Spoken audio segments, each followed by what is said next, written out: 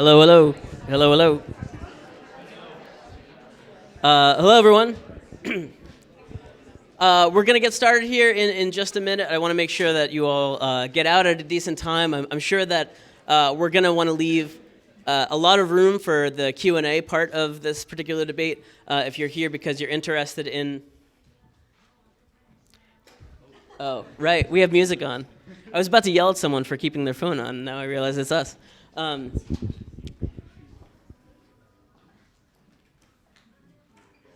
Thank you.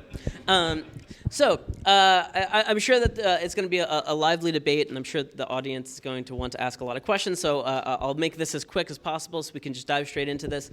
A few things. So welcome to our first debate of the spring season. We are the UA Debate Series.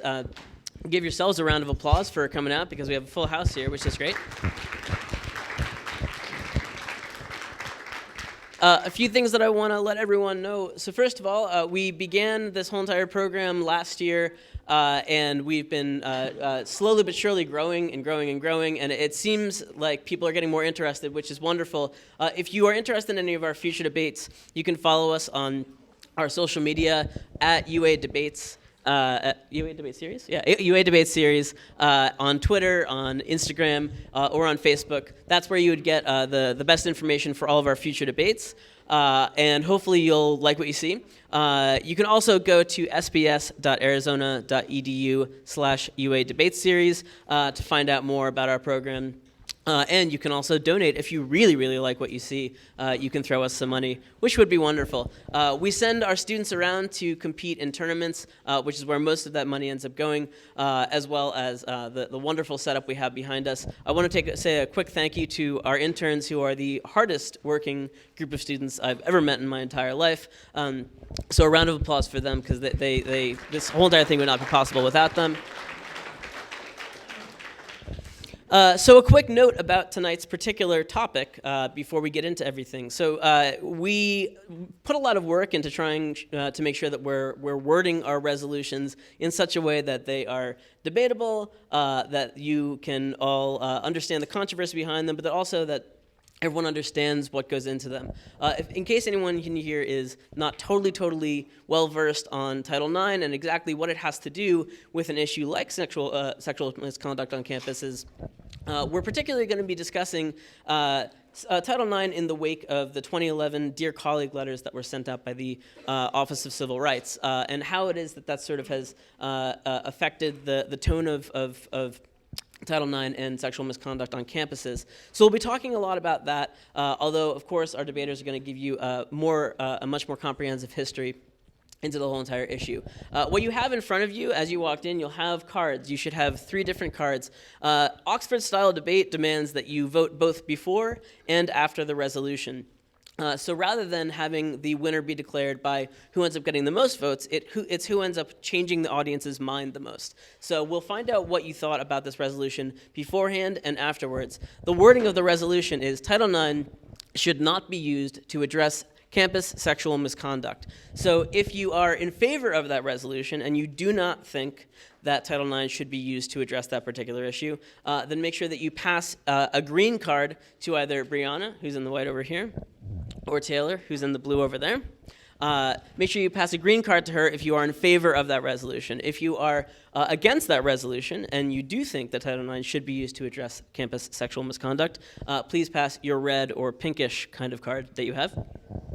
And if you're undecided or you don't really know a whole lot about the issue, or you're neutral and you're just waiting to hear the excellent arguments before you make up your mind, then pass a yellow card to either Brianna or to Taylor. So do that before we hear the opening statements, because we want to make sure that you're completely unbiased. And you can do that now, and Brianna and Taylor, you can go and collect them. I will ask one favor of everyone, just so that we can make sure that the votes stay as they should be.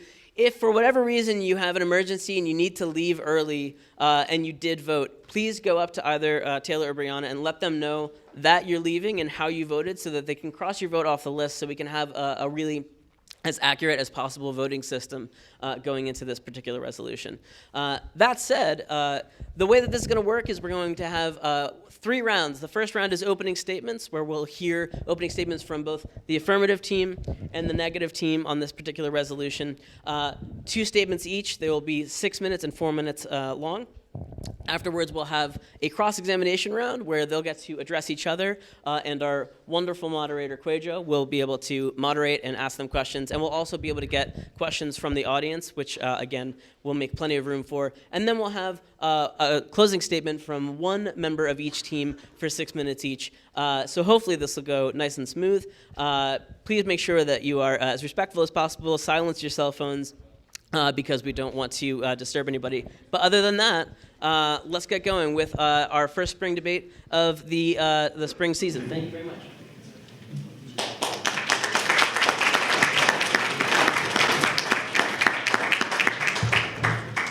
All right. So thank you all so much for coming out once again. Thank you, Ted, for introducing me again. My name is Quajo Walker. I'm going to be the moderator for tonight's debate. Really quickly before we get started, we wanted to let the debaters introduce themselves really quickly. So first we're going to go through the affirmative side, and then we're going to go through the negative side. So Sam, go ahead and start, please. Hi, I'm Sam. Everyone, thanks for coming out. I'm RJ. Thank you again for being here. And I'm Juan. I'm Kayla. Thank you guys for coming out tonight. I'm Emma. Thank you, guys. I'm Casey. Thank you, everyone, for being here. Okay, so again, as Ted said, the format of this debate, right now what we're going to do is we're going to go into our opening statements. First, it's going to be a 6-minute speech from the affirmative side. Sam's going to come up to the podium, and let's get started.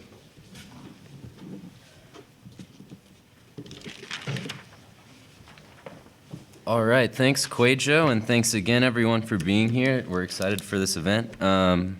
So, the motion before us tonight is Title IX should not be used to address campus sexual misconduct. It's important moving into this evening's debate that my teammates and I acknowledge the controversial nature of 3 men debating with 3 women about sexual misconduct, as well as our male privilege, and that we may not have been subjected to some situations and forms of oppression that we'll be discussing tonight. So we'd like to make it clear that we intend to make this an inclusive space for all the students debating tonight and the audience listening. With this in mind, we stand in firm affirmation of the motion that Title IX should not be used to address campus sexual misconduct. I know that our team, the opposition, and the audience all want to live in a campus environment that's completely free of sexual misconduct. It's our view that it would be infeasible to formulate a plan that would eradicate sexual misconduct on campus from the scope of our concerns in the modern era. Our team advocates for a system that handles cases of sexual misconduct in the most moral, consistent, and ethically sound manner.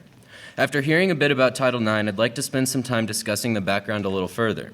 Title IX was initially formed in 1972 to develop equal extracurricular and academic opportunities between men and women.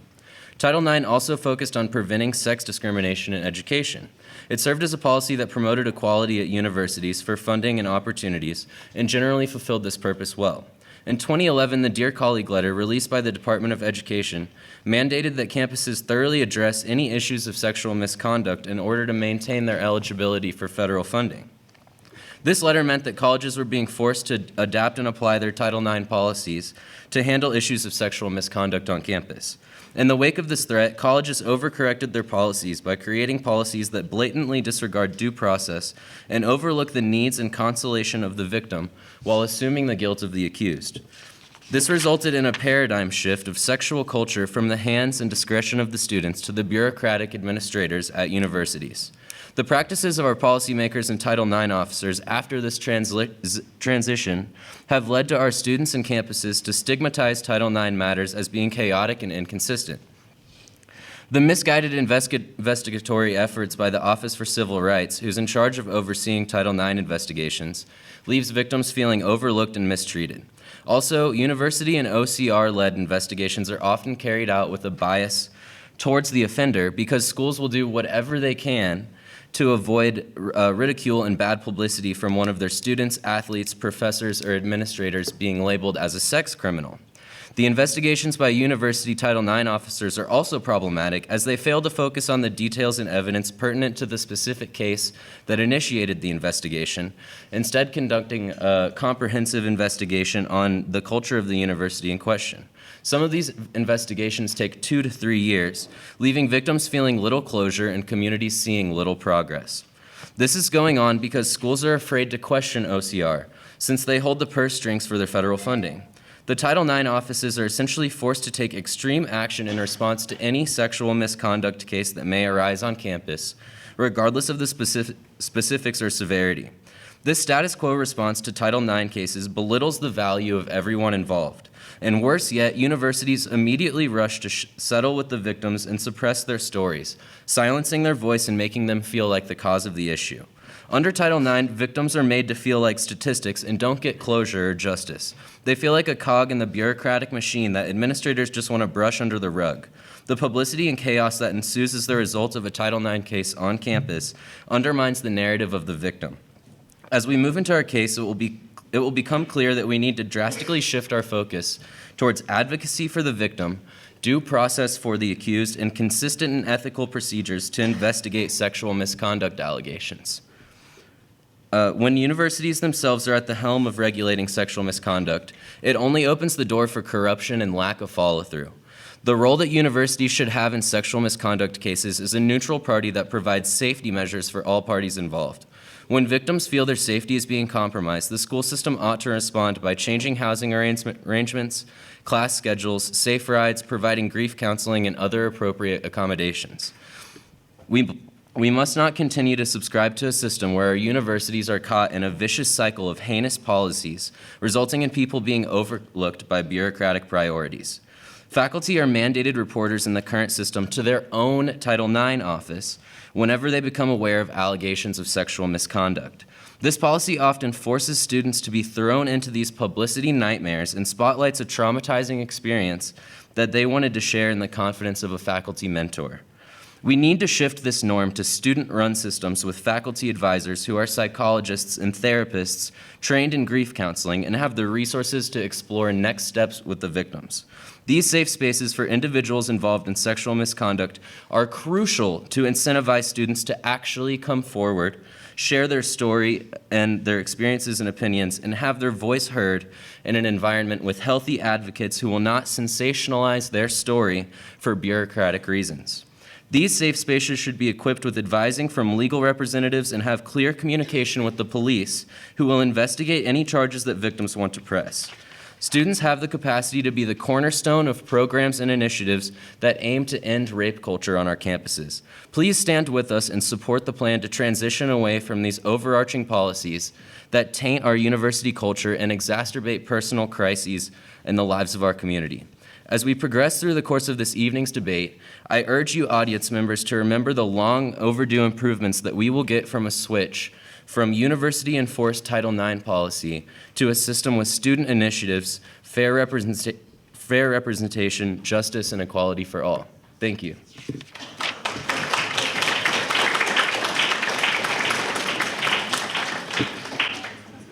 Thank you, Sam. We're now going to go on to the first speech in the negation for the motion. Once again, Title IX should not be used to address campus sexual misconduct. Kayla.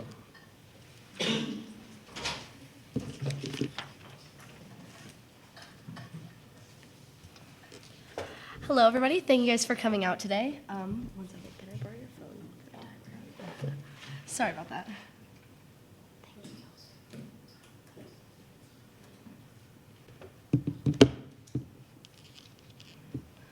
Alrighty. So we are here to discuss whether or not Title IX should be used to address sexual misconduct. We're defining sexual misconduct as sexual harassment, sexual assault, and any conduct of a sexual nature that is without consent or has the effect of threatening or intimidating the person against whom such conduct is directed. We believe that Title IX is the foundation for addressing campus sexual misconduct and a key component in addressing campus sexual misconduct. We, however, concede that the language of Title IX is flawed and that it does not properly address the concerns of students and teachers, and because of this flawed language, it has been implemented differently across many campuses across the country. One of the main reasons why Title IX is flawed is due to the fact that progressive bills such as this one, in their infancy, are often created with such vague language that allows them to be passed. As time goes on, bills such as Title IX are expected to be expanded on and revised to fit the time period that they are in. Our plan is to revise Title IX. The first way we will do this is to rewrite the law to be less vague. One way we are doing this is by addressing the issue of varying definitions of consent. We will revert to the federal definition of consent as outlined in the 10 U.S. Code 920, Article 120 on rape and sexual assault generally, which defines consent as means a freely given agreement to the conduct at issue by a competent person. Any expression or lack of consent through words or conduct means there is no consent. The second way that we will change Title IX is to have federally funded investigative teams of attorneys, a review panel, and other trained personnel to conduct formal investigations and allow for due process. A review panel might consist of victims' advocates, forensic examiners, prosecutors, and others, including representatives from a crime laboratory, restorative justice rehabilitation processes for offenders. Each school will choose a team, but it must be approved by the state government. The objective is to discuss and review these cases to determine the most appropriate response for victims whose sexual assaults who are not likely to result in successful prosecution, and for survivors who can also opt out of the legal system entirely and be provided with other alternative resources. If their assault is not likely to result in prosecution, other avenues can be presented to individuals, such as their other legal options, counseling, educational classes, etc. This allows for a more individualized approach for each survivor based on their situation. It also provides an avenue for those who have been accused to receive education on consent and sex, be given due process, given all of their legal options, and are given protections against false reporting. By implementing these practices, schools can be held federally accountable for investigating sexual assault cases on their campus. This federal standard will be set so that all schools can implement policy that has the same standards and errors will not be made. It is essential to allow schools to have the ability to be a source of help for students and faculty who have experienced sexual misconduct. Teams such as the ones that we propose help to protect schools from lawsuits and allow them an easier process to handle sexual misconduct cases. By providing them with many avenues to report and receive resources, victims are more likely to find a place where they are comfortable reporting or not reporting. Given the violating nature of sexual misconduct, it is important that those who have experienced it retain as much control as possible over the actions taken in response. There are already policies like Title VII, which is used to prevent sexual misconduct in the workplace. So naturally, it would make sense to have these policies for schools as well. A model similar to ours is being currently used at Yale University. They currently have multiple options for students reporting through the university-wide committee on sexual misconduct and SHARE, information, advocacy, and support. Their university-wide committee is staffed by faculty and students who are supervised by impartial fact finders who then report their findings to Title IX officers. We are interested in expanding this committee to include prosecutors, parole officers, forensic examiners, and other trained professionals listed earlier. This would make committees such as these even more effective at following through with mandated investigations of complaints. The SHARE program coordinates with medical treatment, mental health services, and it assists with initiating a complaint and provides other resources for survivors. The affirmative team has mentioned that their plan is to allow students to have student-run policies and student-run programs where they can receive resources and to have them facilitated by faculty. But the reality of that situation is you can't enforce schools to do anything unless it's federally mandated. So the affirmative team mentioned that schools ought to do this, not that they have to do this. But by using our plan, we are ensuring that schools have to investigate. They have to investigate if the case is brought to them and the survivor wants to prosecute. They have to be held accountable. They don't have the option to sweep things under the rug, and it actually protects schools more by having this system in place rather than having it be unlawed chaos. We acknowledge that the system is chaotic right now, but under our plan, we are able to fix that and provide students with more resources that will actually be there for them. According to the affirmative, they want a world in which all schools ought to do this, where they should do this, where students should be doing this. We want schools to have to do this, to have to protect their students. And although both sides agree that Title IX is flawed, the plan that we propose forces universities to be held accountable and to investigate all sexual misconduct cases. A vote for the negative is a vote for a system that provides so many resources to students and ensures that universities are providing these resources. If we focus on having no federal protections and only rely on funneling money only to student resources, we would be encountering many of the same problems that we are currently having. The only way to properly fix the issues currently at hand is to revise Title IX, not do away with the protections completely. Thank you.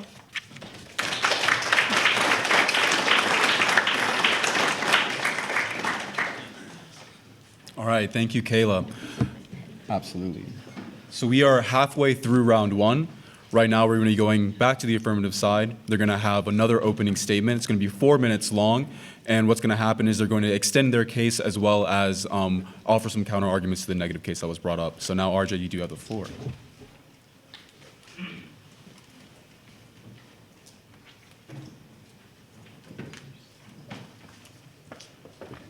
Hello, guys. Thank you for being here. All good? All right. So Title IX came to be in 1972, and when it started, there was high hopes that it would give women a way to speak up and have a voice. But does that truly hold water today? I want you to think, without a show of hands, who here believes that honestly, that the U of A has your back if you were to come up and speak?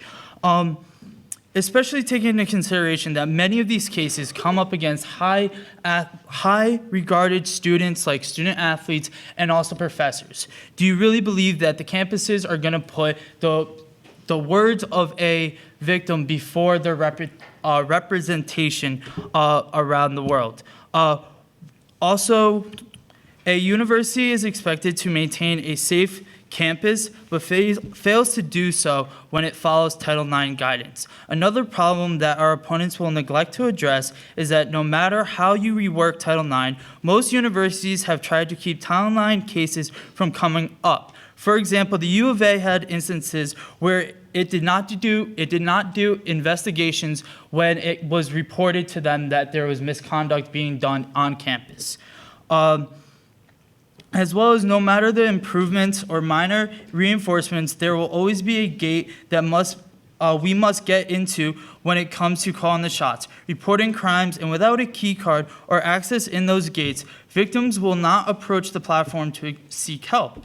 The regulations set forth by this platform will always be dishonest and unfair. And for this reason, no matter what our opponents come up with the power left in the hands of the universities, this will continue and never be resolved. And an issue that will continue to come up is even that when universities try their best at dealing with sexual misconduct, it tends to be very lacking. The jobs tend to be rush jobs just to get it pushed underneath the rug. They usually settle with the victims just so they can keep the victims' voices from being heard from the media. This is why we want to implement a student-ran program, because unlike the universities that mandated to go forward with allegations that have been brought forward with this administration, will be for the accuser and the accused. If the victim wants to just have a place where they can talk without being pressured to speak, they can if they want to. If victims want help on deciding whether to press charges or not, they can also do that as well. Unlike Title IX, where the colleges are mandated to report to the police and also press charges if a student has filed a complaint, this will not be the case under the student-ran program, because we feel that most students want more of a place to speak and less of being pushed into the limelight to try and push some narrative that this campus is trying to do the best. That way they can get the funding through the government. As our opponents said, through their program, the campuses must do something. Just because they must do it doesn't mean that they will. Title IX now says they must report. They don't always report. Title IX must do this. Title IX does not always do that. As well as she said that if they were to push their program would not require them to report. But the problem is that without getting rid of Title IX in sexual misconduct cases, the ruling that they must report will still hold true. So even if their program doesn't have to report, and if it's brought up to Title IX then will have to report it. And for that reason, vote for the AF. Thank you.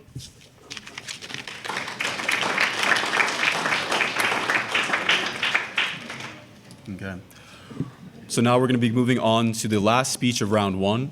Emma's going to come up here and speak for another 4 minutes, and then we're going to start round two. But before we do that, we're going to go ahead and try and summarize the events for the audience. So Emma, you have the floor.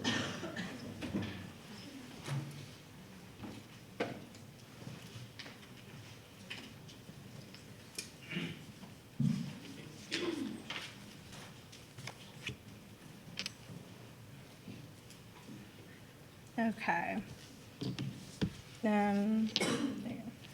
Hi, guys. Okay, so I'm going to focus on some more of the policy issues. I know our opponents brought up due process, which is actually covered under the 14th Amendment. So I'm going to talk about why it doesn't make sense that there could be no federal intervention, but then also they're going to ask for certain processes to be like honored completely and fully to the same extent and with the same efficiency. And then also kind of talk about our plan in general. So I just want to start my opening tonight by reiterating, obviously, that we're both here for the same reason, because we think that people's rights should be ensured across the country, especially students on college campuses, because it's incredibly important. So going forward, I kind of want to make another comment in terms of some of the language of the opponent's arguments, is this is not a women's issue. So Title IX is something that stems from, like, its basis is within the Civil Rights Acts that were passed in 1964, which is what Title VII developed out of, which was actually focusing on discrimination in the workplace. But within the literature of Title IX and within the literature of Title VII, it is completely inclusive of people based on gender, and also in terms of other, like, it's protecting people for racial reasons, or for against race discrimination, ethnicity, gender, status in terms of income and sexual orientation. So we need to talk about the fact that it's supposed to be inclusive of a lot of people. So going forward, I stand in negation of the resolution. As an undergraduate student myself, I demand that I have full rights over my person, and also obviously demand that every other student be entitled to the same full rights over their person. And not only because they're entitled to these rights in the Constitution, but because the framework that our country is built upon, essentially. But because we're focusing on an issue that's on college campuses, we have to think about how incredibly important this is in terms of going forward. This is the youth of the United States, so that's going to be next generations. This completely shapes the culture and social norms and whatnot going forward. So we need to talk about what plan has better solvency and what plan works better. In terms of basically the main points of going over, by removing the federal government and federal funding, there's no way that we can adequately hold groups accountable. I think that's a really cool idea, and maybe students could be part of the end decision in terms of reforming Title IX and how it works, but we can't ask a group of students to randomly form and be able to cover all these issues and handle all these different issues, especially when it's expanding to protecting the rights of people regardless of race, ethnicity, gender, sexual orientation. There's no way that we can just sit around with no plan in place for the time being and ask a bunch of students to hopefully have some kind of miracle performance that they'll be able to produce all these outcomes and solve all these problems that all these federal government, police, groups on campus, trained officials have not been able to do so far. So to me, that just doesn't really seem like a very realistic plan. I also just want to talk about some of the, there's a lot of mention of campuses in terms of how these issues would be handled. It's not like one university is one administrator is handling these problems by themselves. This is inclusive of a bunch of different people, as my partner highlighted in her opening. And so it's not we either have more restorative justice, rehabilitation opportunities for people who have offended, people who have been part of it in terms of anonymity, and talking about everybody, survivors as well. It's not just one administrator is handling it in our plan, so I just want to clarify that we don't expect that to be a realistic plan either.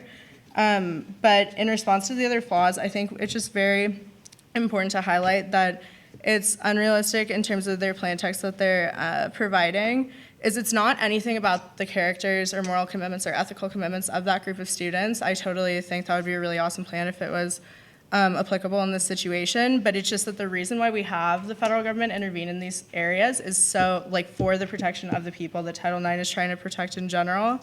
And it's not anything about those students being bad, but it's basically, it doesn't make sense that we would reassign power that right now rests on a separated, separated powers of three different aspects of government, including then like referring to the police force in a lot of situations, that we'd reassign all of that to one student-led group who would, or one like, I think they talked about trained officials on campus with no like accountability. The main thing here is that we have to talk about the accountability in terms of how the funding works. Is if you do something like that, it's like everything is left up to discretion. And so assuming that those individuals are, I'm sorry, I just lost thing. Assuming that those individuals are like 100% trained and like perfect all the time, like maybe there would be an instance in which that could work out, but I don't really think that's reasonable. And I think the main thing is we just can't leave students, faculty, and staff of all different races, genders, ethnicities, and sexual orientations with no plan or protection for the time being. Thank you.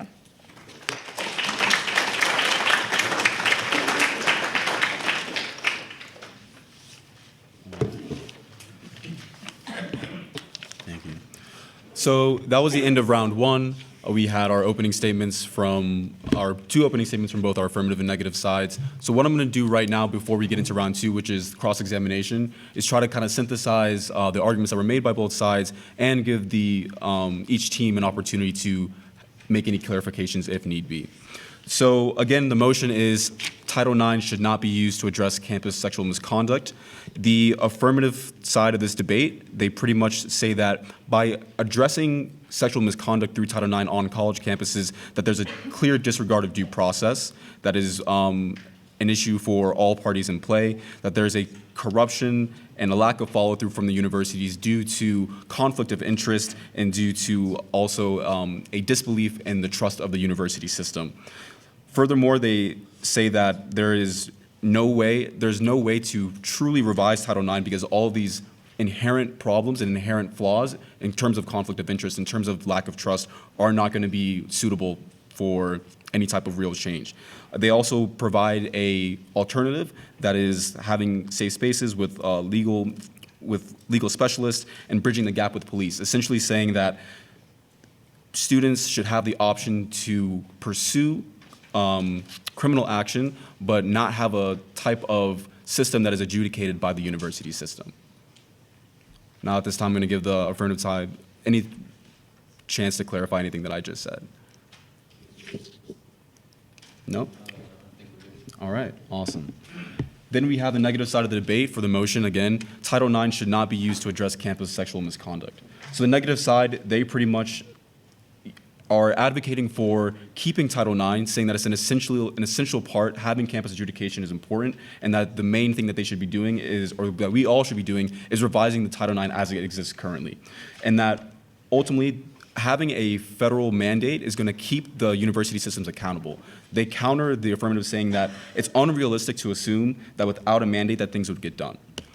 And that's pretty much what I got from it. Is there anything else that the negative team wants to add or clarify? Nope? All right.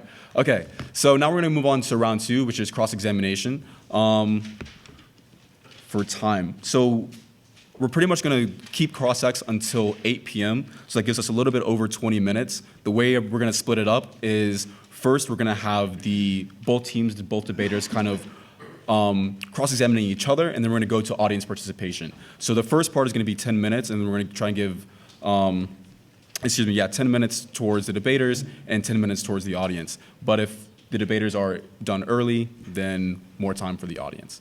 So at this time, I'm going to open it up to the debaters to ask any questions that they might have, and I'll also be chiming in as well to kind of probe some questions. I actually have a question. So I wanted to Thanks. Good evening, everybody. So my question for for our opponents is in regards to when they started talking about expanding and revising current Title IX. I remember that they specifically said that they want to address consent, which I'm not saying is a bad thing. It's a good thing to address such a topic, especially something that is especially controversial right now.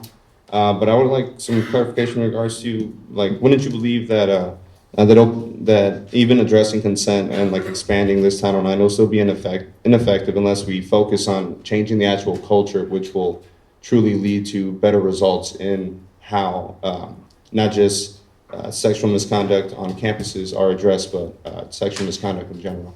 Yeah, we definitely 100% agree with that. I don't think at any point we said we weren't interested in doing that. I think we actually have very similar plans. It's just the reasonableness and applicability and whether or not one is going to work at this point, I think, looking at the plans, because it's definitely, I'm not sure if you want us to repeat maybe some of our. No. Okay. Yeah. And then when talking about culture, a lot of times the law changes the culture. If per se, for example, the whole rise of, I would say, drug culture, when drugs became illegal, drugs became even more rampantly illegal, So once you change a law, you change the culture around the law. Laws the legalization of marijuana has made it safer and more accessible as a whole. Yeah, and So- I think we definitely see that evident kind of with sexual misconduct in the campus environment, because as we continue to increase controls like you guys are advocating for, Emma, in your speech, we heard a lot about how we're going to have more protection for the school. What I think happens when we increase controls, like I argued in my speech, is that having the university as the agent of enforcement under any revision of Title IX is going to have really wishy-washy carrying out of investigations, and it leaves a lot at the discretion of Title IX officers, like the matriculation, like the going of school of the students is currently at the discretion of the Title IX officer. So I haven't really heard your policy speak much to how you're going to respond to the issues of enforcement that we have with the university being kind of the parent and being the overseer in sexual misconduct on campus. I would actually like to respond to that because we did address in our opening statement that our plan is to include committees that are created by personnel that are actually outside of the school, that are including attorneys and other forensic criminologists and other individuals that are trained in these skills that know about Title IX but are not affiliated with the school, and so they will be unbiased so they can actually go through a proper investigation, which does provide due process for the person who is accused, as well as giving special appropriations for the victim as well. Okay, So that's what we plan to do. If your enforcement is taking place outside of the framework of Title IX as you understand it, then what's the clash as far as is the difference in what we're implementing? It's Because not outside we're- of Title IX. It's these committees are going to be created through Title IX, because if you do not have these committees, that's when through Title IX, the federal government can take away funding for your university for not providing the school with these committees. Also, just to reiterate that, essentially, the difference in terms of the plan we laid out is that we just have that accountability of the federal government, whereas when I'm saying you're advocating, you brought up due process a number of times, which is directly, that's through the federal government. So that's kind of what we're saying, is it's not a situation in which the federal government is going to be overbearing, but they still need to be there in some Well, context. it's already in the So- status quo overbearing, as we've seen. So that's why we want to change it as well. So I have a really quick But question you're for both implementing more teams. controls in order to make it less stringent. I don't see how that's. So really quick, sorry, I don't mean to cut anybody off. I think what's coming down to it, and another question I did want to ask is essentially, what are the advantages or disadvantages to using the university system versus, I guess, the criminal justice system as a whole? So I think that's pretty much what you two are both teams are boiling down to. Yeah, I think we'll defer to them to hear some of the advantages of what using university enforcement as opposed to something like the police or outside enforcement might be. Okay. So, yeah, you can go. Okay, so just mostly what kind of I was saying in mine is looking at so if you look at any court cases that have determined the ways that police go through their daily lives and context, there's a lot of discretion, right? That's left up to these different groups that you guys are proposing using. We've proposed using some of the same outlets and some of the same groups. We've also proposed involving the police, but by including the federal government in some senses, the university programs, there's a way to make sure that everyone is held accountable and make sure that there's that level of insurance of process you're talking about, due process, as opposed to just kind of letting individuals, student groups and police without regulations kind of or as opposed regulations determine what happens in these cases. Yeah, and then with going off what you said about relying simply on police, there is a large majority of victims who do not feel comfortable reporting to the police. 4.5 of sexual harassment cases were reported to the police out of all sexual harassment cases that have ever happened. 68% of those reports were said to be not useful. There are police, I'll give you an example, in Springfield, Illinois, people who reported 200 investigations to the Springfield police, they've destroyed like 200 rape kits since 2010, and at least 108 were destroyed before the statute of limitations expired. 75% of those kits were destroyed without police seeing any evidence. And only 23% incidents of rape and sexual assault were reported to the police at all. And we have seen, especially as I mentioned with the current policies that are going on at Yale University that I cited as an example of where this system that we proposed works, they've had an uptake in people reporting and receiving resources. So if only 23% of incidents are reported to the police and much more are being reported to the university, wouldn't it make more sense for people to be allowed to have the option to report to your university if you want to? Yeah, so I'm glad we brought up kind of like some historical context of how cases like this play out when they are brought to the university. I'd like to ask you guys, how have you historically seen universities and Title IX offices respond when they are under fire and when there's pressure on them amidst a public sexual assault allegation that, you know, is in the national eye? Do you typically see that that's beneficial for the best interest of the victims, or are you seeing that university behavior is generally in their own best interest, overlooking the victims, as we argue? I think, just really quickly, I think you're making the exact same point we're making, but you're coming at it from a different angle, of that it cannot be left to individual groups, like individual universities, individual police departments, individual student groups, individuals on campus, without some type of like regulation in terms of like the way the United States is structured is based on the separation of powers, so that there's all this red tape and kind of slowness before plans are implemented and decisions are made, so that like there's more protection of individuals as opposed to like leaving stuff to discretion and like the individual decisions that are made in exactly what you're talking about in cases like that. So you guys want to implement like more clearly cut like wording in the rules that like kind of define the way that universities have to respond given a certain situation? Or I believe that we mandated in our plan that these committees that we have are going to go through a specific investigation that would be similar to what the criminal justice system is supposed to do. But as we have seen through our evidence, they don't go through these investigations. And so if the federal government is mandated through their federal funding that these schools go through these investigations and it's shown that they're being held accountable, then these things will actually be implemented and they will be done well. Because currently what the problem is that there isn't that clear-cut language of this is specifically what we need to do to solve this. so you think there is clear-cut language that can be used to address sexual issues? It's not as much like focusing on the specific language, it's more so exactly what she was talking about in terms of like, obviously maxims and legal principles have to be reasonably vague so that they aren't applied in ways that are like counterproductive to what they're trying to do. But I think she made a really good point in terms of like, that's our whole plan, is in terms of having community people who are there like on campuses who are kind of making sure that this like resource and money allocation that we've seen problems with in the past doesn't continue to go that way. And then I also had a question for you guys. So RJ, in your speech, you talked a lot about how the appearance of the person who is making allegations, or like the appearance of whoever is being accused of sexual assault can sometimes influence the case. But you said also that universities push it under the rug and that they also push students into the limelight for their narrative. But what can stop a student-run organization who knows these big football players, who are students who know these other students? What can stop them from pushing something under the rug, from intimidating other students, from telling them, no, he's a big football player, we need him for our next game, you shouldn't do this? What holds these students accountable in these student-run systems from doing just that? So I think something that holds these students a little bit differently is the fact that they're not getting a paycheck for what they're doing. These are people who are willing to be there and want to be there for the benefit of the people who are being accused and the accusers. So that's a big difference than somebody who's sitting in an office because they're getting a paycheck.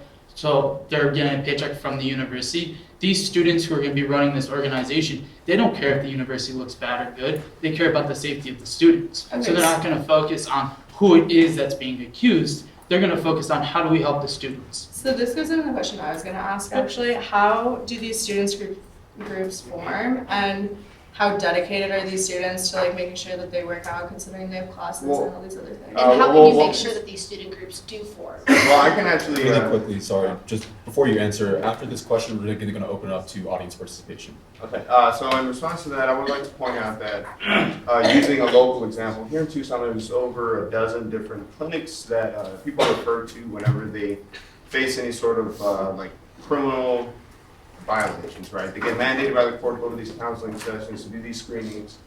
And then also, victims of domestic violence are also given the same list and access to these sort of counselors.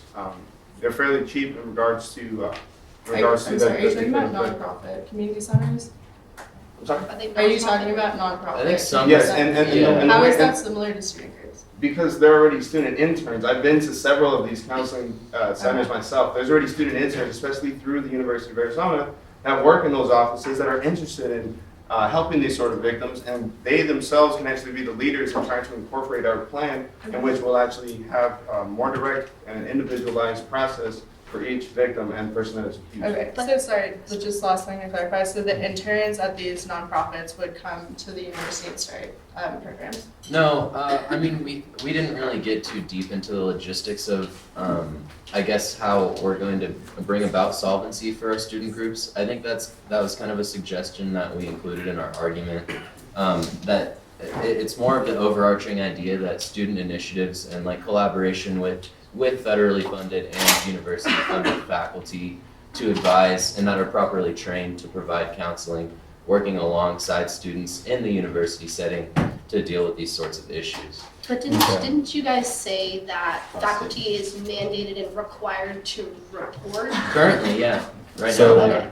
really quickly, before we move Okay, on, thank you. we're going to go ahead and kind of open it up to the audience, like I said before. So if anyone does have any questions that they want to address towards either the affirmative or the negative side, or towards both, just a normal question to pose, feel free to raise your hand. I do want to preface though is that the idea here is not to debate with either team, but to simply ask a question so that they can respond to it.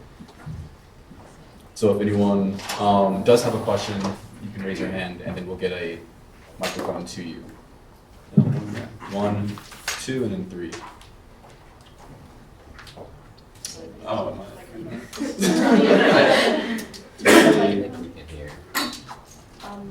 think we can hear. About that mic. Yeah, if you just want to project. Okay. Yeah, sorry. It's pretty quiet in here. So my question is for the people who believe that Title IX should not be used to address sexual assault.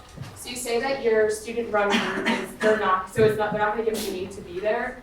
So isn't there a chance that they might like not do as well as work because there's no incentive? Like they might get lazy with their work, or there's really no way of knowing if the students are doing the best they possibly can, because with like using federal agencies, like it's kind of like they have to do their good job and they get fired. So I think something that most people would agree with is that even if you are getting paid, you don't always do to your best ability. I mean, people are at jobs that they don't want to be at, and they just sit there and goof around and stuff like that. I think a big part of it will be that it will be something that you'll be able to put on your transcript and put on your resume further on down the road. So that is going to be an incentive that won't be a paycheck, that isn't a money transfer getting into your bank account. Because there are people, like I said, who joke around at work all the time that aren't having the paycheck for the incentive to be there. They're not doing their jobs. But then couldn't you also say that students who are using this as a resume pattern could simply just show up and wouldn't do anything, or simply doing it so they can put it on a resume? Yeah, They're not well, getting paid, that's the only reason they're I doing think it? that becomes the case, and We the can- counselors themselves should be able to filter out which students should actually deserve to be given such an opportunity to help people that are going through these serious life-altering, actions. We need to resort to. All right, so actually we're going to move on to the next question right now. So I know the next question was up here. Okay, so just kind of addressing the app. The NEG has the example of ELU as an example of where, their plan has been, or a similar plan has been implemented. Do you have an example of a university that has done something like what you're advocating for? Or even a community college, a program that exists that is similar to what you're advocating for that works? Yeah, I mean, I think we see that even here at U of A. Like, for example, the initiative of Take Back the Campus, I believe it was called, or Light Up the Campus, something like that, where, activists that are passionate about making sure that people don't feel uncomfortable for their own safety on campus went around and raised money, and they put in lights across campus so that there weren't dark places when people walk around at night. Things like that, I mean, that would be just a home example. I'd like to just point out really quickly that the whole point of our debate isn't to argue for why a student group is like the end-all be-all. I think it's our burden to prove that Title IX should not be used to address sexual misconduct. And so basically, if you think that our argument is supporting that, then please consider it on the basis of that, not whether or not we can define a perfect student group. Thanks. So I want to give the negative a chance to respond, and then we're going to go to the next question as well. Yeah, I think just in response to that, there is a burden of I would hope that everyone wouldn't vote on the fact that Title IX should be defunded with absolutely no resolution aside from a student group that is going to be formed from people voluntarily dropping their internships at nonprofits and de-incentivizing them by not paying them, and also that they're receiving no training beforehand. But that, I think, is really what the affirmative would be arguing against Title IX. Okay. I know you had a question? Absolutely. Yeah, mine's for the opposition group. So you talked about implementing a sort of universal federal definition of consent. And the one that you mentioned was from Title 10 of U.S. Code, I believe. The problem that arises from you there is that that's the military forces governance code. It deals with the armed forces and their legal system. There are differences between civilian and military law. If a civilian commits a crime, they are indicted for said crime and they stand trial. If a military personnel commits a crime, they are court-martialed and go to a military tribunal. The processes in these judicial systems are different, much more expedient and much more cut and dry on the military side, while civilians are left more gray area. Really quickly, if you could get to your question as well. Yeah. My question is, how do you rationalize drawing something from military law, implementing it in civilian law, much less in a time with the most gridlock we've ever seen and lack of bipartisan cooperation? And then how do you enforce that? Because every time the Supreme Court has seen an issue of consent, they've just tossed it back to the states where it resides. Thank you. You said Title 10? Yeah, I don't think anybody brought up Title 10. Because it says the term consent means a freely given agreement. So we're going to give a chance for the negative side to go ahead and restate their definition so we can all be clear, both as participants and as an audience. And then they're going to have a chance to respond to your question as well. Yeah, I think her point was more so focusing on language, because I totally understand what you're saying. The center of like looking at Title IX is more focused definitely on Title VII, like just because it evolved from there, not that it's the same thing, which is more like workplace harassment. Okay. And our focus is more so even on like predating that to the 1964 Civil Rights Act, of that the idea here is that it's inclusive of absolutely everyone. It's not like, we don't want this to be presented as like a women's issue, like as they kind of established beforehand that their men like don't relate to the issue in the same way and don't want to pretend to. Like we don't want to exclude anyone just from the debate in general. And then also to go off of your question that you said about enforcing military law on civilians, the reason that we had chosen this specific definition is because of how specific it is, and because of the fact that a lot of people tend to assume that consent is this large gray area. And by having such a specific definition, we're able to cover all the bases so people know what is and what is not consent. The whole thing is a much longer. If you would like me to read it for you, I totally could. But it's very, very specific, and that's why we wanted to have something that was clear-cut, very defined. I personally did not know that it was a military law. I probably should have known that beforehand, but the fact is it's very, very specific, and that's why we had chosen it as the definition that we would use across the board. So that way there's no kind of gray area for schools to implement their own definition of consent and have it be no consistency across the board. Another question? One in the group? Yeah, go ahead. So the issue of whether or not there should be a law regarding campus sexual misconduct, and sexual misconduct in general, that issue aside of whether there should be a law, this is for the negative, by the way, why should Title IX be the vehicle for that law, when originally it was about integrating extracurricular activities? Why are we trying to tack on this sexual misconduct aspect to a law about what clubs you can be in? Right, I think.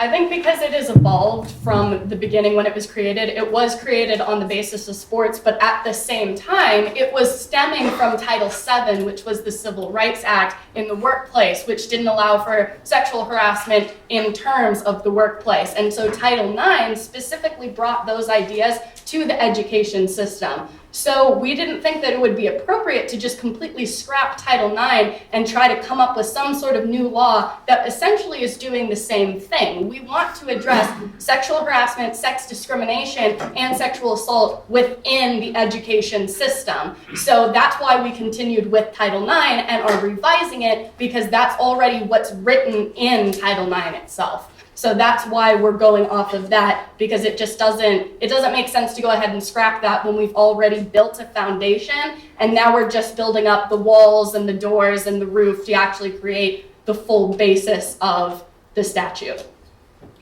Really quickly, do you mind if I say something before your question? So I think an important thing is to actually read read Title IX itself. It is a very short kind of statute. So Title IX in and of itself says, no person in the United States shall, on the basis of sex, be excluded from participation in, be denied the benefits of, or be subjected to discrimination under any education program or activity receiving federal financial assistance. So that is Title IX in and of itself, just those words. So there is this vagueness, and there has been this application that has changed. So although it did start primarily for sports and those types of things, we see that the legislation in and of itself has room for growth and expansion, and that's also what we're debating here. Also, could I add something very, very quickly? I just wanted to say also, like, in terms of like looking at how laws get formed, enacted, and then implemented and administrated among like different groups and different communities, is it's just important to remember that Title VII, so what this kind of like spawned off of, actually got thrown into the 1964 Civil Rights Act as a joke. Like, it was kind of so a specific congressman threw it in, so like as like a last Hail Mary to get people of color excluded from the ratification of the amendment, and so then that's how it got written in, and we still haven't been able to pass the Equal Rights Amendment today. And so like I think there's a misconception of maybe like trust in government, of that we can overnight like create a whole new law, but that's mostly what we want to emphasize, is that like intermittent period that would like go in between the fact of just like eliminating the law and then coming up with something else, is like everybody is like put in a really vulnerable position and not guaranteed any protection. I'm gonna go to your question. Right. For the affirmation side, you did say that the solution, the student groups and the nonprofits aren't really an end-all be-all solution. Is there any other examples that you could create, any other solutions aside from revising Title X if it's not a student-led committee? Yeah, I mean, I think one of the main distinctions in our solution was that it's important for us to have a group on campus in some capacity that doesn't have mandated reporters, but does give students access to any resources or like next steps that they might want to take as a result of experiencing some sort of sexual misconduct. So I think we definitely are adamant about having initiatives that or providing some sort of place for students, which is distinct from Title IX, in that they can go and discuss their experiences without having fear of being blamed for something, or having their whole private story blown up, nationwide. And just to touch on that as well, the reason why I believe that we are using these like student run and while they're under the supervision of the specialist sort of programs is because we believe that students themselves, since we are the ones living and experiencing, and we have friends and family and all these people in our lives that have actually been touched by these sort of issues, we ourselves are the best vehicle to actually change the culture and to actually focus on not just helping victims after they are attacked, but also in regards to trying to rehabilitate people that have actually been found guilty of sexual misconduct. So we are at 8 o'clock, but I want to give the audience opportunity to ask maybe one or two more questions. We'll do one and then two, and then we'll go to closing statements. Either one. I'll go first. Yeah. So does this apply to only victims and perpetrators allegedly? So like if they both have to be students? Or does this go on to someone who was accused outside of campus assaulting someone on campus who was a student? Or a student who assaulted someone who was off campus, not a student? Is that like, how do we square that legal system with a student who was sexually assaulted? Yeah, pretty much sums it up. So a problem there is that there's a very much of a gray area. If it's someone off campus, right? So if it's someone you're just walking on the U of A campus and someone who's not in the school system at all does something to you, Title IX does not cover that. That will be something that will go straight to the law enforcement in Tucson because of the fact that that person can't be affected by the U of A. Vice versa, if you're off campus and you do something, Title IX, once again, it's still a gray area, but you can still be held accountable on the U of A campus if you do something off campus because you're a student. So anything you do off campus can be held accountable on campus as well because you're a student.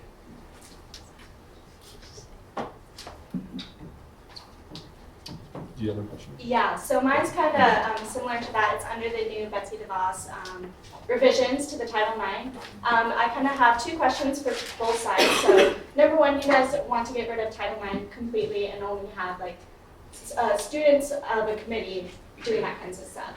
So what would you say for the bias of the students on the committee? Because often with campuses as we have them now, students will know each other, and what happens when a victim is one of their friends or someone who's accused is one of their friends? How do you eliminate that bias, and how do you put that forth in your system? So something that would happen would be almost kind of like if you're a judge and you know the person you have to recuse yourself, there will be, like we said, there will be a specialist who's the head of this committee who then will, if they know that the person knows, or if the student comes to them and says, hey, I know this victim, or hey, I know the person who's being accused, well, obviously they're not going to be assigned to look over the problem that's being brought up in front of them. It would be another student that's in the program as well. Okay. And then as for your side, so under Betsy DeVos' new, basically revisions, basically. So she's saying that there's going to be more protections for those who have been accused, that they're going to eliminate outside of campus, like accusations outside of campus will no longer be held responsible under the new Title IX. How would your plan readapt that? Or would you keep the revisions? No, I don't think. I think that the idea, you're speaking more so of like what happens to what happens to like people who are allegedly offenders in the aftermath? Yeah, so her new Okay. revisions, there's a couple. So one of them is that assaults that happen off of campus, no longer, the school's no longer responsible for them. So how would that work under your new plan? And then also, part of the plan is she wants to introduce more protections for people who've been accused. So she wants to introduce like an interrogation process, et cetera, that will protect more of the accused. Quickly, and then you can take a feel of that. Just in terms of, like, first of all, to be very candid, no, I do not support Betsy DeVos or the majority of the plans that have happened under her as the education head. But I think, like, in terms of Kayla's going to provide kind of what's from our original plan, but also I think a main thing is in terms of offenders after the events is that we want to look so more at doing kind of things like restorative justice and rehabilitation type of things, whereas like people have to be held accountable, obviously, to a certain extent, but then also that can't just be the end all be all, I think, in terms of what we want to achieve as a society as a whole. In terms of, I think, to coin a term they've used a couple of times, of changing the culture, is that happens like not through people. I think everyone in this room is, I would hope, at least like very non-supportive of sexual harassment or sexual assault or anything like that, and yet all of us have not yet been able to change the culture. So I think like being realistic, like we want to look at laws and like mandated things so that we can actually like address these issues. Yeah. All right. What Betsy DeVos did actually. Hold on, really quick. So we're gonna have these two final statements, and then we're gonna go on to the closing statements. I just want to kind of cut it off right now. Oh, so I kind of wanted to respond to your question about the protections for the accused. One of the great things about what we have is that, when thinking about like sexual assault allegations, say that those students are in the same class or it's a teacher-student situation. There are these situations where, say I have accused my partner Emma of assault. I could further like a false allegation, which are very uncommon, but I could falsely accuse her, and then if we're sitting next to each other in class, I can outrageously pretend that she's assaulted me again. I can further those false accusations if I want to. By having this system where the school can step in and that we have this committee, they can be able to remove a student from that environment, be able to work with their class schedule to help them maybe find a different class that they could be in so they don't have to deal with that. So if you are accused, you don't have to confront that person on a day-to-day basis in your class per se if they're in your class. And you don't have to have your name put out there as something and have it be flamboyant like that. And then especially with a student-teacher situation, if your teacher were to assault you, you'd have to sit in their class every single day or risk being harassed by them failing you. If you're going through the school can give you those protections. And especially with the federal government holding everyone accountable, you can be able to receive those protections. If it's a student-run organization, they can't necessarily help you escape a sexually abusive teacher. And then just to briefly clarify, one of the major revisions of that Betsy DeVos had was in changing the standard of proof. Prior to her recent revisions, the standard of proof for Title IX cases was the lowest among any court system. It was called the preponderance of evidence, which means that essentially if the Title IX officer believes one side or the other of the story, 51 to 49%, or they have, hair on one end that's a little bit heavier, that enables them to make decisions about the schooling of the students in question. And they actually increased that to now I believe it's beyond a reasonable doubt or something to that effect, which actually is a small improvement among all the atrocities that we've pointed out in Title IX. It actually makes it slightly more controlled. So we actually like those. All right, thank you so much. Wait, So, one last question? is it gonna be quick? Since I run this. It's gonna be really quickly. Very quickly, I'm interested that a lot of the conversation seems like it's very, very based around physical assault, and not a whole lot of the conversation has existed around harassment and verbal assault. And I think that might be sort of an interesting avenue to go down very quickly, because obviously physical assault is something that off campus or on is written into our justice system. Whereas harassment, if you're catcalled on the street, for instance, you can't necessarily report that to the police. So I'm interested in how it is that, since it sounds like the negatives team's ideal version of Title IX has to do with specificity and how it is that is worded very specifically. So I'm interested to hear from both teams as to how it is that we can specifically include things like harassment, because harassment, I think, is more subjective, right? In terms of who's saying it, who's hearing it, than necessarily assault. So, but I'm giving the app first because they kind of. Yeah. So really quickly, I'm going to give both teams just a minute to respond to that, and then before we go into closing statements. So the subjective nature of harassment and more speech-oriented sexual misconduct matters is made really evident actually by the way that it's applied in Title IX. And the reason for this is because we've seen numerous cases across the nation of things like professors whose eye contact may have made a student feel uncomfortable, which is potentially a problem, or a comment that someone might have made off the cuff that they didn't know one of their colleagues heard has led to someone losing their job and their credibility in the academic setting. So I'm really hoping to hear that the other team will give us a way that them making the standards more stringent will actually particularly address issues of harassment and speech and non-physical misconduct, because as we've seen in the past with hundreds and hundreds of cases, Title IX has been kind of subjectively and maybe biasly or unfairly applied, and resulted in unfair circumstances for a lot of students. I'm gonna let my friend Casey take this one, but I just really quickly want to say that the same administration who just made those regulations that you said you guys are in support of also just put a man on the Supreme Court who is pretty undoubtedly committed a number of probably everything under the scope of sexual misconduct. So I think that's just important to highlight in terms of understanding these laws and regulations and how they're applied. But all right, so hold on. Remember, we're going to let the negative side. They have 30 seconds left, and then we're going to go to closing statements. Got to keep this on track. Continue. Responding to Ted's question regarding how we would respond to sexual harassment specifically, the way that Title VII deals with sexual harassment is by the term hostile environment. So we have with our investigative teams, you can actually look at the conduct that's being spoken, and if it is decided by that unbiased group of different members that there is a hostile environment being created by the harassment that is occurring, then that is deemed harassment and it can be covered. All right, so thank you all so much. That's the end of round 2.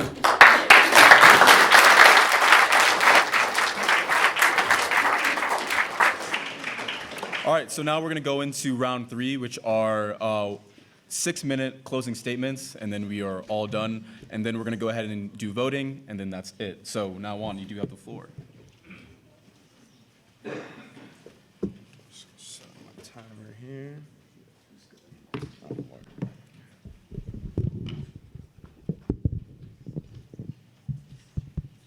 Good evening, everybody. Do I really need this? I'm just going to speak without it. Sorry. It's just been pretty quiet in here. I thank you all for being really respectful. Oh, it's for the camera.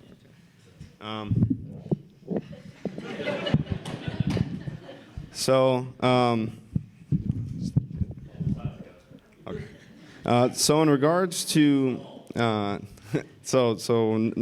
right, let me begin now. All right. So Title IX in its current incarnation is ineffective, something that my opponents and I, and hopefully all of you realize that, and agree with. But this is not because another version of this policy might solve the problem.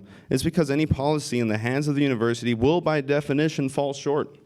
Their propositions to provide changes and more narrow definitions to Title IX will not solve the legislation's ineffectiveness. Rather than keeping the non-discriminatory factors of Title IX and leave crimes to be handled by the police, my opponents argue that schools themselves are better suited to investigate and punish these sorts of heinous offenses.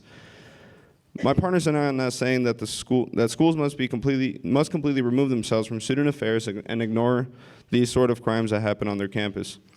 Schools will be required to provide accommodations determined on a case-by-case basis with guidance from the judicial system and specialists that seek to assist victims of sexual misconduct. A study in the Brookings Institute showed that students believe the best method to addressing sexual misconduct and dangerous cultures on campuses is by providing students with environments where the victims and respondents can receive assistance. Just as the judicial system provides indigent defendants with legal assistance when they face incarceration for criminal offenses, our plan will provide students with legal, emotional, psychological, and medical support. Students will be able to request a rape kit and other forms of forensic testing. While we are aware of the criticism against law enforcement responsiveness to sexual misconduct, our plan attacks one of the direct issues with low response and reporting rates by increasing the confidentiality students have with counselors, legal counsel, when they are discussing their independent case. Universities across the nation have become paranoid after the Dear Colleague letter was distributed under the Obama administration. In the letter, the administration called for more thorough investigations by schools, but provided no guidance in doing so. Our plan is to provide resources for all parties involved in sexual misconduct. The Dear Colleague letter also promotes the single investigator model, which has evidently shown to undermine students and mishandle sexual misconduct allegations. I would like to clarify that the single investigator model does not necessarily mean that there is a single Title IX investigator or a single campus administrator that is investigating these sort of allegations. It simply means that the school themselves is the single investigator in that specific case. They do not necessarily allow for assistance from outside of the school. They also regularly do not suggest that students should seek assistance outside of the school. My partners and I refuse to allow the mandatory reporting policy to prevent more victims from coming forward and seeking help. Students will be more willing to report crimes committed against them when discussing with psychological counselors and legal counsels that are completely confidential. Victims may struggle to find correct legal information regarding what happened to them. Victims may also need emotional support with a sense of security before they decide to move forward with their case. Rather than mandatory reporting, school faculty should, rather than mandating school faculty file a report against the victim's wishes, thus ruining their autonomy, students should feel confident that who they discuss their situation with will remain confidential. Although my opponents have brought up that they also plan on getting rid of this mandatory reporting, it is highly unlikely that schools themselves will be able to act in a way that is unbiased, because schools naturally have that incentive to try to cover themselves in order to be able to continue receiving the sort of federal funding. Colleges across the nation also frequently fail to provide students with individualized paths to re-enter the college environment. Victims will determine how they will re-enter the college environment in our program. When they need a leave of absence, counseling that may interfere with coursework, and most importantly, time to heal, students should have a right to do so and make arrangements with the university by guidance under the judicial system. Our plan also includes providing psychological assistance, legal help, and a place to track their progress for students who have been found guilty of sexual misconduct. Title IX and the Dear Colleague letter have done nothing for parties involved in sexual misconduct case after the case itself has reached a conclusion. Victims are left on their own because they do not have access to confidential counseling and a safe space. Those determined guilty by law to have committed sexual misconduct regularly dodge counseling by transferring schools and not being required to do so. Our team firmly believes that Title IX in the 2011 Dear Colleague letter is feeding rape culture on college campuses by ignoring victims who need assistance and offenders who must be rehabilitated and monitored before reintegrating into the classroom. Betsy DeVoe's recent rescindment of the controversial 2011 Dear Colleague letter is no step closer to actively responding to sexual misconduct, underreporting, repeated victimization, due process violations, or overarching culture of college campuses. Although DeVoe and the Department of Education has decided to suggest schools get rid of the single investigator model, they have not provided schools with an impartial decision maker. What must occur is the creation of an administration independent from schools who conduct their own investigations and mandate schools to provide accommodations to students when necessary. The reason we also reject the single investigator model is because multiple hearings for students, independent cases can be miscommunicated, misrepresented, and warped by the media. Students in our plan will have the freedom to discuss their situations, ask questions regarding their options to take legal action while giving victims control of what they want to do. Current Title IX assistance undermines victims by stripping away their autonomy and exposing to the public what happened to them. Title IX provides no guidelines for indicating the form of sexual misconduct that exists on the spectrum, but our proposition will focus on identifying misconducts that range from a subjectively determined offense and a objectively recognized offenses that are so severe and pervasive that no person can be expected to endure. Universities are inherently hierarchies that naturally seem unresponsive to victims and respondents of instances of sexual misconduct. When colleges were threatened with federal fund reduction, their incentive to investigate allegations of sexual misconduct resulted in two equally radical and opposite results. Hundreds of investigations into school compliance with Title IX have resulted with evidence suggesting internal cover-ups, and colleges have lowered their standards of evidence used to determine guilt in wrongful convictions. I strongly urge you to vote in the affirmative and that we seek other forms to handle sexual misconduct besides ineffective legislation. Thank you.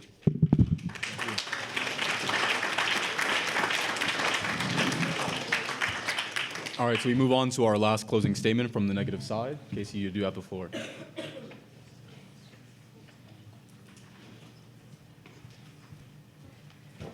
Okay, everybody. So I would like to start my speech by addressing what the affirmative team has said on this matter. I would like to point out the fact that their plan only focuses on students and doesn't address the fact at all that faculty are capable of conducting sexual harassment and misconduct violations against their students.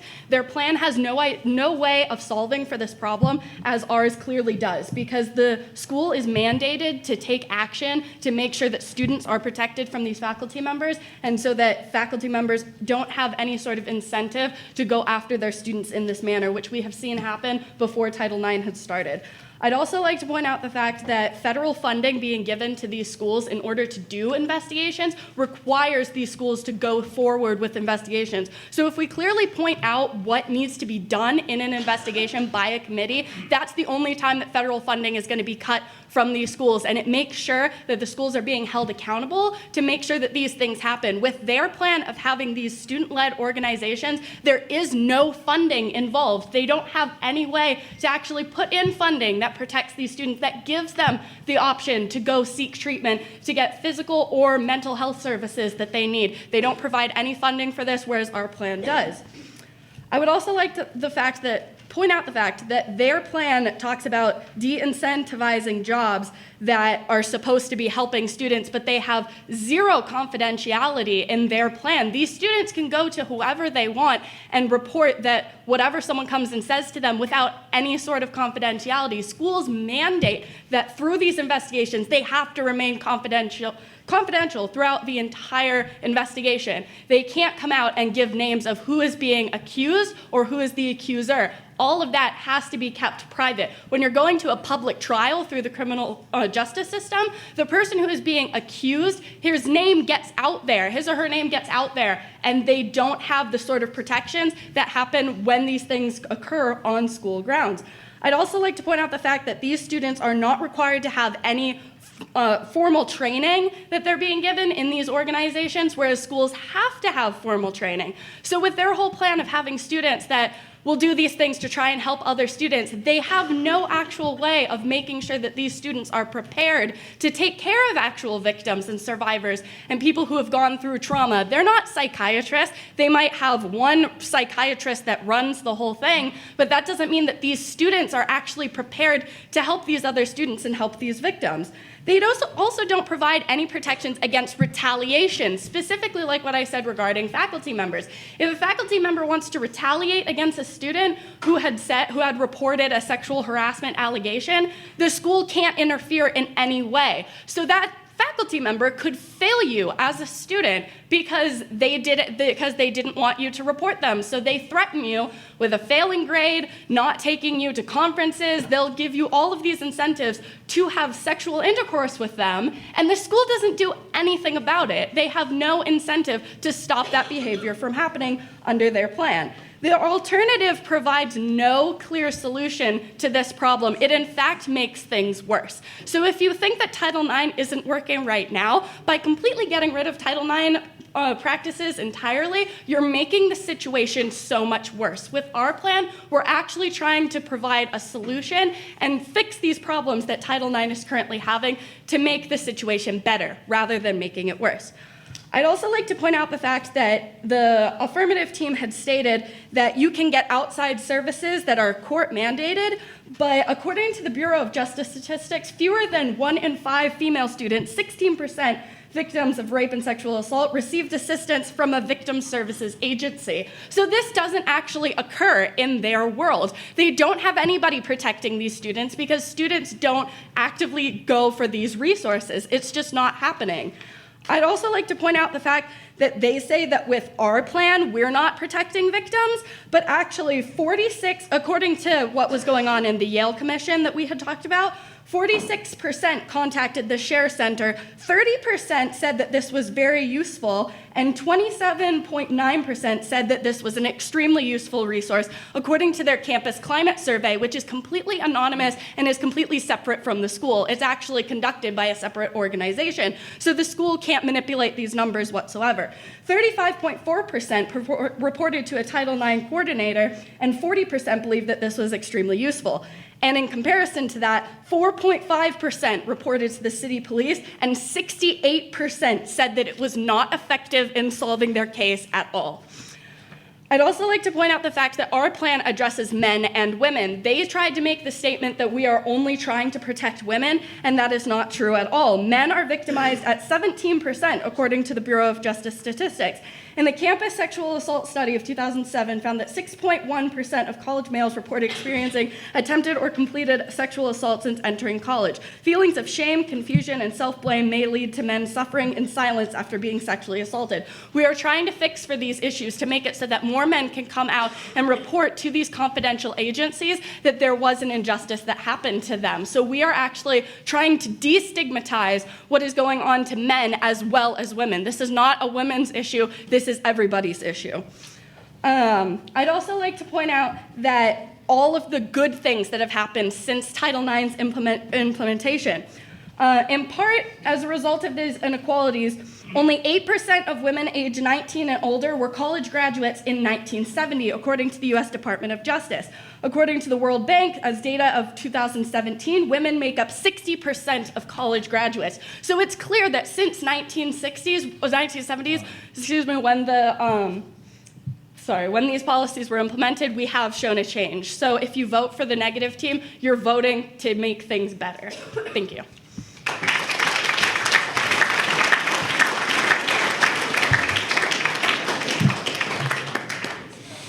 All right. Thank you so much, everyone who has debated on the negative side, everyone who debated on the affirmative side.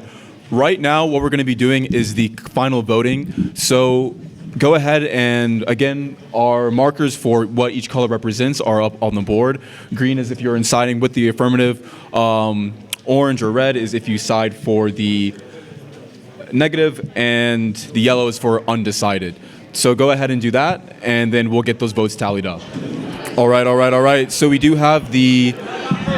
Hello, everyone. So really quickly, we actually do now have the results and the tallies of tonight's debate. So if you give me just a little bit of time. So the total votes before were 10 for the affirmative, 10 for the negative, and 68 undecided. Now, after the debate, we have 25 votes for the affirmative, 27 votes for the negative, and 8 undecided.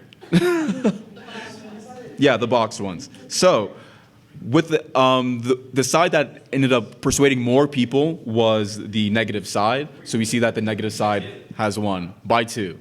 So congratulations.